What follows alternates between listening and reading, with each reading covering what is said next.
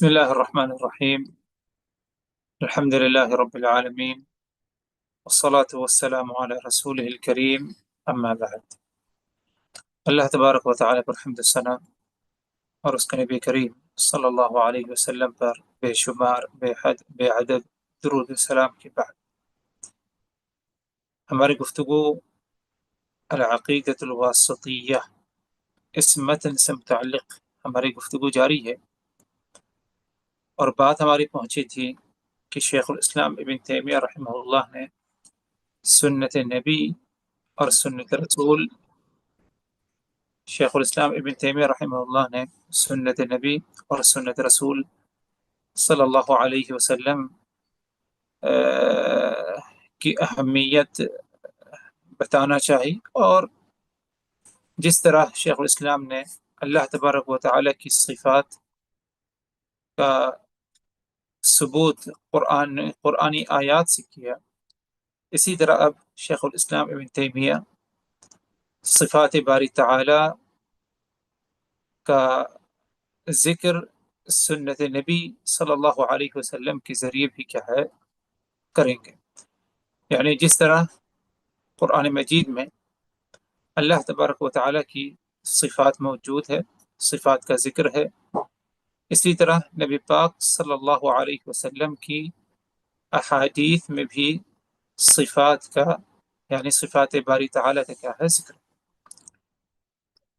آتے ہیں شیخ الاسلام ابن تیمیہ رحمہ اللہ کے فرمان کی طرف۔ فرمایا شیخ الاسلام نے فصل فی سنتی رسول اللہ صلی اللہ علیہ وسلم، اس بات کا بیان کہ نبی پاک صلی اللہ علیہ وسلم کی سنت، یعنی آپ صلی اللہ علیہ وسلم کی سنت کا کیا مقام و مرتبہ ہے، اس کے بارے میں کیا ہے بیان کرنا چاہتے ہیں شیخ الاسلام ابن تیمیہ۔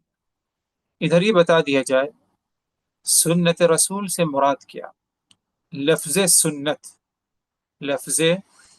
سنت عربی زبان میں کہتے ہیں طریقہ کو، کسی کا طریقہ ہو، کسی کا منہج ہو، کوئی اگر کسی راستے پر چلتا ہو اس کا وہ راستہ ہو جائے، یعنی کسی طریقے پر چلتا ہو، اسے کیا ہے سنت کہا جاتا ہے۔ اور شریعت کی اصطلاح میں سنت سے مراد نبی پاک صلی اللہ علیہ وسلم کے اقوال، ان کے افعال اور ان کی تقریرات۔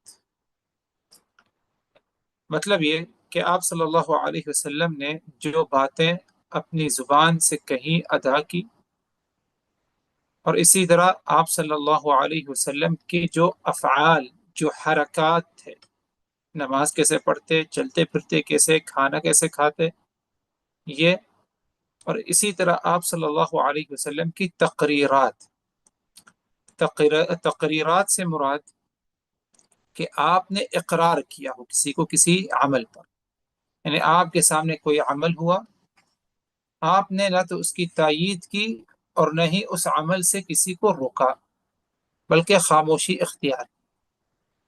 اگر آپ صلی اللہ علیہ وسلم کسی عمل کے کرتے پر کوئی صحابی عمل کرے اور اس پر خاموشی اختیار کریں تو یہ اس بات کی دلیل ہے کہ وہ عمل جائز ہے، اور آپ صلی اللہ علیہ وسلم نے اس کو اس عمل پر اس کا کیا ہے یعنی تائید کی ہے، کیونکہ اگر وہ عمل غلط ہوتا تو آپ صلی اللہ علیہ وسلم خاموشی اختیار نہیں کرتے، بلکہ آپ فوری طور پر اس سے روکتے اور اس سے کیا ہے بدلنے کی کیا ہے کوشش کیا کرتے۔ تو یہ ہے سنت سے مراد شریعت میں۔ تو سنت سے مراد ہر وہ قول، ہر وہ فعل جو نبی پاک صلی اللہ علیہ وسلم کے طرف منسوب ہو، آپ نے کیا ہو وہ عمل، اور اسی طرح آپ صلی اللہ علیہ وسلم کی تقریرات۔ سنت یا سنت رسول صلی اللہ علیہ وسلم شریعت میں اس کا جو مقام و مرتبہ ہے وہ دوسرے نمبر پر ہے۔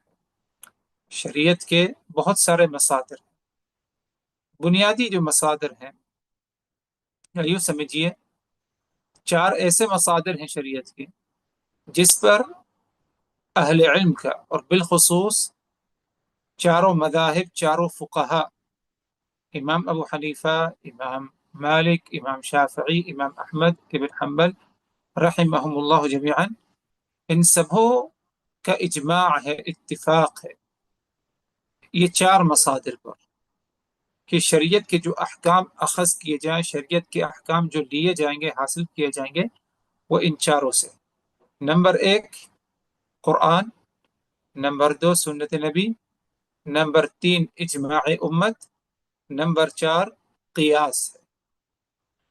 لیکن ان کی جو ترتیب ہے اس میں بھی اہل علم کا اتفاق ہے کہ پہلے درجے پر کتاب اللہ ہے، قرآن مجید ہے۔ شریعت کا اگر ہمیں کوئی حکم حاصل کرنا ہو، تلاش کرنا ہو، تو پھر ہمیں سب سے پہلے قرآن مجید کی طرف کیا ہے، رخ کرنا ہے۔ قرآن میں اگر ہمیں نہیں ملا وہ حکم، تو اب ہمیں سنت رسول کی طرف جانا ہے، اور سنت رسول سے کیا ہے، تلاش کرنا ہے۔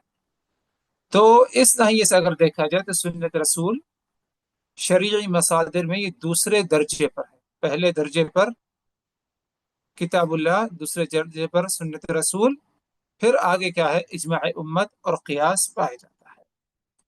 لیکن اتنا ضرور ہے کہ قرآن کی ساری آیات، ساری صورتیں صحیح ہیں، اس میں اس کے صحیح ہونے میں کوئی شک و شبہ ہمارے اندر نہیں پایا جانا چاہیے۔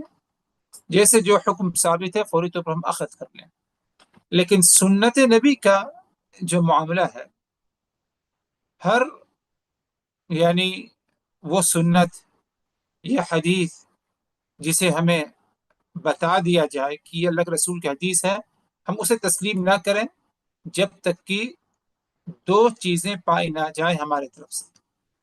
پہلی چیز یہ، ہم اس بات کی تاکید کر لیں، تحقیق کر لیں کہ ہاں اللہ کے رسول صلی اللہ علیہ وسلم نے اس طرح فرمایا ہے، کیونکہ بہت ساری احادیث جسے احادیث بتایا گیا، اور وہ حقیقت میں اللہ کے رسول کی حدیث نہیں تھی، بلکہ اللہ کے رسول کی طرف منسوب کر دیا گیا، قصدن عمدن اللہ کے رسول کی طرف جھوٹ، یعنی اللہ کے رسول اس حدیث کو، یعنی جھوٹی حدیث ہے، وہ حدیث ہے ہی نہیں۔ تو اسی لیے کسی حدیث کو اس وقت تک حدیث نہ مانیں، اس سے کوئی حکم اخذ نہ کریں جب تک کہ اس بات کی ہم تاکید نہ کر دیں کہ رسول اللہ صلی اللہ علیہ وسلم نے یہ فرمایا ہے۔ نمبر دو، کہ اس حدیث سے اس مسئلے کا استدلال کیا جا سکتا ہے، یعنی حدیث ہے، اس حدیث سے مسئلے کا استدلال کیا جائے، کیونکہ حدیث سے مسئلے کا استدلال کرنا، اس کے لیے جد و جہد کی ضرورت ہے، سوچنے کی ضرورت ہے، حدیث کا صحیح معنی سمجھنے کی ضرورت ہے، اس طرح جو ہے حدیث کے ساتھ کیا ہے، پیش آئے۔ تو اگر حدیث اللہ کے رسول کی طرف منسوب ہے، اس کی ہم نے تحقیق کر لی اور صحیح طریقے سے اس سے استدلال کیا، تو ایسی حالت میں یہ مسئلہ کیا ہے، شرعی مسئلہ کیا ہے، مانا جائے گا، اور شریعت کا ایک مسئلہ کیا ہے، سمجھا جائے گا۔ اور قرآن مجید میں رب العزت نے نبی پاک صلی اللہ علیہ وسلم کی سنت کا جو ذکر کیا، وہ قرآن کے ساتھ کیا، جیسے کہ اللہ تبارک و تعالی کا فرمان، وَأَنزَلَ اللَّهُ عَلَيْكَ الْكِتَابَ وَالْحِكْمَةَ، کہ اللہ تبارک و تعالی نے کتاب کو نازل فرمایا۔ وَأَنزَلَ اللَّهُ عَلَيْكَ الْكِتَابَ، اللہ تبارک و تعالی نے کتاب کو نازل فرمایا۔ کتاب سے مراد ادھر کتاب اللہ، قرآن مجید ہے۔ اور ایک دوسری چیز نازل فرمائی، والحکمہ، حکمت کو بھی اللہ تبارک و تعالی نے نازل فرمایا۔ حکمت سے مراد کیا، جیسے کہ مفسرین کہتے ہیں کہ حکمت سے مراد ادھر سنت نبی صلی اللہ علیہ وسلم۔ تو ادھر اس آیت کریمہ سے ہمیں معلوم ہوا کہ نبی پاک صلی اللہ علیہ وسلم کی سنت کا مقام و مرتبہ بہت اونچا ہے، رب العزت نے قرآن مجید کے ساتھ کیا ہے، اس کا کیا ہے، ذکر کیا ہے۔ اسی طرح نبی پاک صلی اللہ علیہ وسلم نے بھی ہمیں یہ بتایا کہ کوئی ایسی بات نہ کہے کہ ما وجدنا فی کتاب اللہ اتبعنا، ہمیں جو اللہ تبارک و تعالیٰ کی کتاب میں ملے گا ہم اس کی اتباع کر لیں گے، یعنی صرف اسی پر اکتفا نہ کریں، بلکہ اسے چاہیے اس بات کو سمجھے کہ اللہ تبارک و تعالیٰ نے جس طرح مجھے قرآن مجید سے، کتاب اللہ سے نوازا، اسی طرح اس کے مثل ایک دوسری چیز سے بھی نوازا، یعنی اسی کی جیسے ایک دوسری چیز کو نوازا۔ تو اسی کے جیسے ایک دوسری چیز سے مراد سنت نبی صلی اللہ علیہ وسلم ہے۔ اسی لیے شرعاً، عقلاً نبی پاک صلی اللہ علیہ وسلم کی سنتوں کا انکار کرنا، اسے تسلیم نہ کرنا، یہ انسان کے لیے غیر مناسب کیا ہے، عمل ہوگا۔ تو یہ تمہیدی طور پر سنت سے مراد جو ہے چند باتیں جو ہے رکھی گئی۔ اب آگے بڑھتے ہیں۔ شیخ الاسلام ابن تیمیہ رحمہ اللہ سنت کا مقام و مرتبہ بتاتے ہیں، فرماتے ہیں فالسنہ تفسر القرآن وتبینہ وتدل علیہ وتعبر عنہ۔ یہ سنت کا مقام ہے۔ نمبر 1 تفسر، نمبر 2 تبین، نمبر 3 تدل علیہ، نمبر 4 تعبر عنہ۔ یہ سنت کا مقام مرتبہ، یا یوں سمجھیے کہ سنت کا رشتہ قرآن مجید سے کیا ہے، کیا تعلق ہے سنت کا قرآن مجید سے۔ وہ 4 باتیں ہیں۔ نمبر 1 تفسر، نمبر 2 تبین، نمبر 3 تدل، اور نمبر 4 تعبر عنہ۔ پہلی چیز کیا ہے؟ تفسر، یعنی سنت نبی قرآن کی تفسیر بیان کرتی ہے، قرآن کی تفسیر بیان کرتی ہے۔ قرآنی جو آیات ہیں ان کا معنی سمجھنے کے لیے ہمیں کیا کرنا ہے؟ ان کا معنی سمجھنے کے لیے کسی آیت کی تفسیر اگر ہمیں سمجھ میں نہ آئے تو قرآن ہی میں اس کی تفسیر کسی دوسری صورت، کسی دوسری آیت میں ہمیں تلاش کرنا ہے۔ اور وہ کیسے؟ اللہ تبارک و تعالیٰ فرماتے ہیں الذین آمنوا ولم یلبسوا ایمانہم بظلم اولئک لہم الامن وہم مہتدون۔ جنہوں نے ایمان لایا اور اپنے ایمان کے ساتھ انہوں نے ظلم کو ملایا نہیں، مخلوط نہیں کیا، اپنے ایمان کے ساتھ ظلم کی ملاوٹ نہیں کی، تو ان کے لیے امن ہے اور انہی کے لیے ہدایت ہے، ہدایت یافتہ۔ کن کے لیے امن ہے اور کون ہدایت یافتہ ہے؟ جنہوں نے ایمان لایا اور ایمان کے ساتھ انہوں نے ظلم کو ملایا نہیں، مکس نہیں کیا، جسے عام دوسری زبان میں سمجھے۔ ادھر ظلم سے مراد کیا ہے؟ صحابہ کرام کو بھی اس بات کی تشویش ہوئی، اللہ کے رسول صلی اللہ علیہ وسلم سے پوچھے یا رسول اللہ ظلم کیا ہے؟ کون ہم نے ظلم نہیں کرتا؟ کہیں نہ کہیں ہو جاتا ہے۔ تو آپ صلی اللہ علیہ وسلم نے فرمایا کہ یہ وہ ظلم نہیں جو تم سمجھ رہے ہو، بلکہ یہ ظلم کیا ہے؟ اللہ کے اس فرمان میں ہے ان الشرک لظلم عظیم، یقیناً اللہ کے ساتھ کسی کو شریک ٹھہرانا یہ سب سے عظیم اور سب سے بڑا ظلم۔ تو ادھر صحابہ کرام کو ایک آیت میں ظلم کا معنی نہیں سمجھ میں آیا، نہیں سمجھ سکے برابر، تو اللہ کے رسول نے اس ظلم کی جو تفسیر بیان کی، کس سے بیان کی؟ قرآن مجید کی دوسری آیت سے۔ تو یہ شیخ الاسلام کا کہنا ہے کہ قرآن مجید سنت نبی تفسر، کہ نبی کی سنت صلی اللہ علیہ وسلم کی سنت قرآن کی تفسیر بیان کرتی ہے۔ اور جیسے کہ گزشتہ ملاقات میں بھی یہ بات آئی تھی کہ اللہ کے رسول اللہ تبارک و تعالیٰ کے فرمان کہ للذین احسنوا الحسنى وزیادہ، کہ جنہوں نے احسان کیا، ایمان لایا، ان کے لیے کیا ہے؟ حسنہ ہے، ان کے لیے جنت، وزیادہ، جنت سے بڑھ کر ایک اور نعمت۔ تو وزیادہ سے مراد کیا؟ کہ جنت سے بڑھ کر ایک اور نعمت ہے، بڑی نعمت، جو جنت کی سب سے بڑی نعمت ہوگی. اس کی وضاحت اللہ کے رسول کی حدیث میں ہے، اور وہ یہ کہ جنتیوں کو جب جنت میں داخل کر دیا جائے گا تو سب سے بڑی نعمت سے، سب سے آخر میں جس سے نوازا جائے گا، وہ اللہ تبارک و تعالیٰ کا دیدار ہوگا. تمام جنتی اللہ تبارک و تعالیٰ کا دیدار فرمائیں گے. تو یہ مراد ہے کہ جنہوں نے احسان کے ایمان لایا ان کے لیے حسن احسان ہے، اور ان کے لیے کیا ہے؟ جنت ہے. یعنی وہ زیادہ، یعنی ان کے لیے جنت ہے، اور ان کے لیے جنت سے بڑھ کر ہے. تو بڑھ کر سے مراد اللہ کے رسول نے یہ تفسیر بیان کی، وہ کیا ہے؟ اللہ تبارک و تعالیٰ کا دیدار ہے. تو قرآن مجید کی آیات کی تفسیر قرآنی آیات سے کی جاتی ہے. اگر قرآن میں اس کی تفسیر نہ ملے تو نبی پاک صلی اللہ علیہ وسلم کی سنت میں ہم اس قرآنی آیت کی کیا ہے؟ تفسیر تلاش کریں. اور آپ صلی اللہ علیہ وسلم نے کئی مقامات پر کئی مرتبہ کیا ہے؟ تفسیر بیان کی. تو پہلا رشتہ قرآن مجید کا، یا پہلا رشتہ سنت نبی کا، پہلا تعلق سنت نبی کا قرآن سے یہ ہے کہ سنت نبی قرآن کی تفسیر بیان. دوسرا جو رشتہ اور دوسرا تعلق جو بیان کیا شیخ الاسلام ابن تیمیہ نے، وَتُبَيِّنُهُ، سنت نبی قرآن کی وضاحت کرتی ہے. یعنی قرآن میں جو مجمل طور پر جو باتوں کا ذکر ہے، جن مسائل کا ذکر ہے، قرآن ان کی تفصیل، سنت نبی اس کی تفصیل بیان کرتی ہے. اس کی مثال لیجئے، اللہ تبارک و تعالی نے فرمایا کہ وَأَقِيمُوا الصَّلَاةَ، کہ تم نماز ادا کرو، نماز قائم کرو.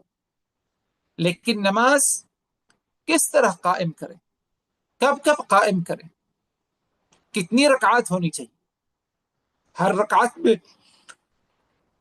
کیا پڑھا جائے، کتنا رکوع کیا جائے، کتنا سجدہ کیا جائے، یہ سب کہاں پر ہے؟ اللہ کے رسول کی حدیث میں.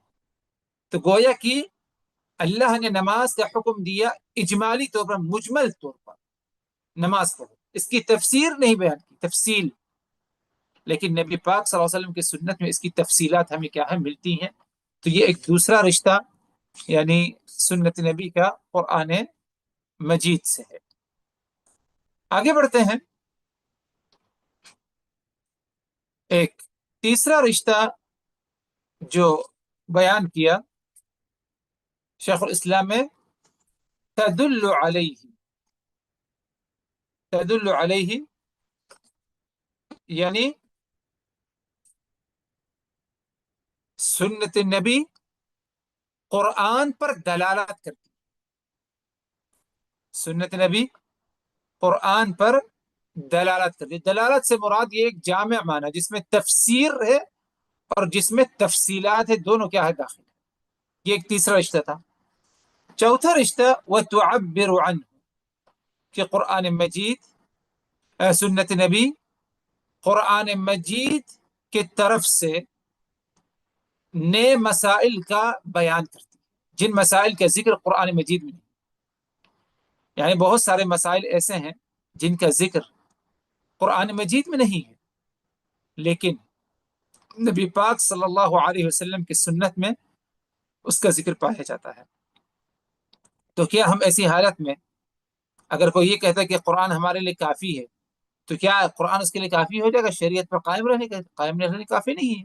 اس کی مثال لے لیجیے، اللہ تبارک و تعالی نے قرآن مجید میں سورہ النساء میں ان تمام عورتوں کا ذکر فرمایا کہ جن سے نکاح کرنا حرام ہے مرد کے لیے، جیسے ماں ہیں، خالائیں ہیں، پھوپھی ہیں، بیٹیاں ہیں، بھتیجیاں ہیں، بھانجیاں ہیں،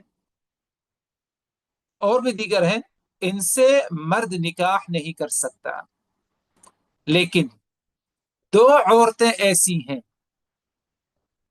جن سے نکاح نہیں ہو سکتا مرد کا، اس کا ذکر قرآن مجید میں نہیں بلکہ اللہ کے رسول صلی اللہ علیہ وسلم نے ان کا ذکر فرمایا کہ یہ دو عورتوں سے مرد نکاح نہ کرے.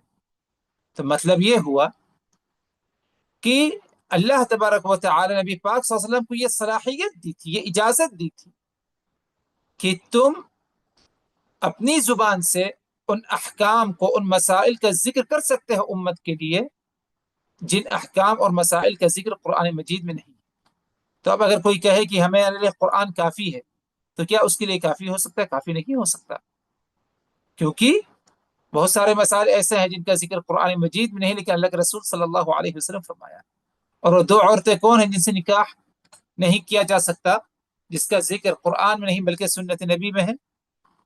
نمبر ایک، عورت کی یعنی انسان کی جو اپنی بیوی ہے، وہ عورت جو مرد کی زوجیت میں ہے، تو ایسی حالت میں مرد کو اپنی عورت اپنی بیوی کی خالہ یا اپنی بیوی کی پھوپھی سے نکاح نہ کرے.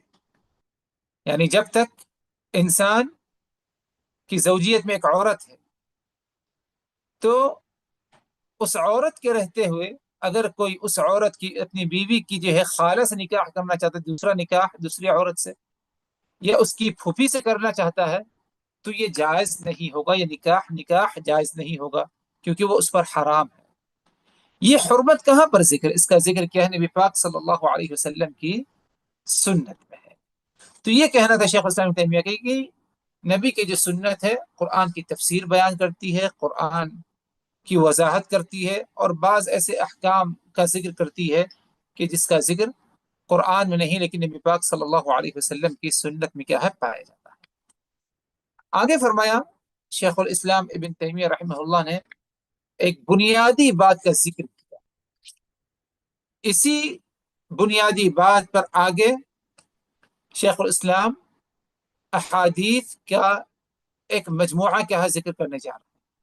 کیا فرمایا شیخ الاسلام نے؟ وما وصف الرسول به ربه عز وجل من الأحاديث الصحاح التي تلقاها أهل المعرفة بالقبول وجب الإيمان بها كذلك.